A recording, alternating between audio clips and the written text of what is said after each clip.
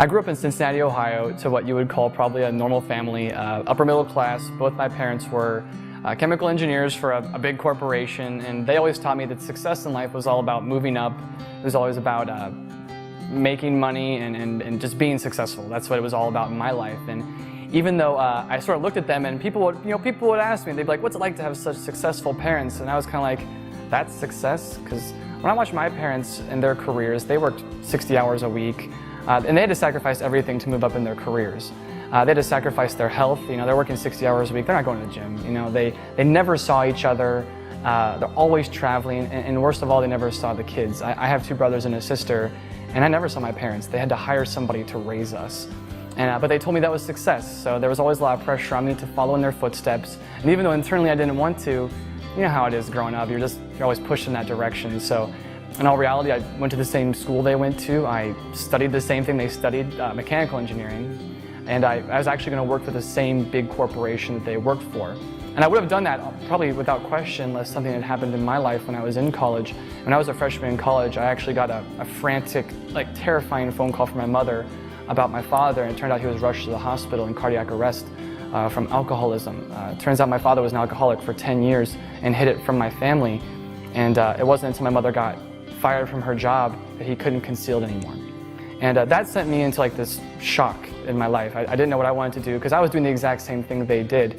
What kind of results am I going to get? The exact same results, right? So I was really scared. I didn't know what I wanted to do, and I was just praying for something. I was just praying for anything different, please give me something, and I will be open-minded, I promise.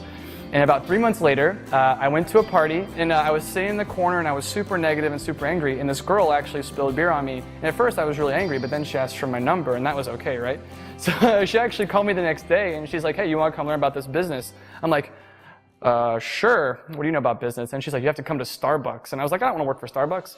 Anyway, I went there, and I was super skeptical, and I was negative. I didn't even know why I was there, but it ended up being a moment. It ended up being a day that changed my life forever. And it was that day that I was introduced to YOR Health. And I never heard of business before. I never heard of network marketing before. I never heard of any of these things before.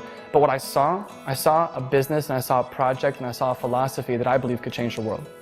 I saw something where we could create together freedom for ourselves, for our families, for our kids, for future generations. We can educate people about a new way of living life where you don't have to sacrifice your family, your husbands, your wives, and your kids for happiness.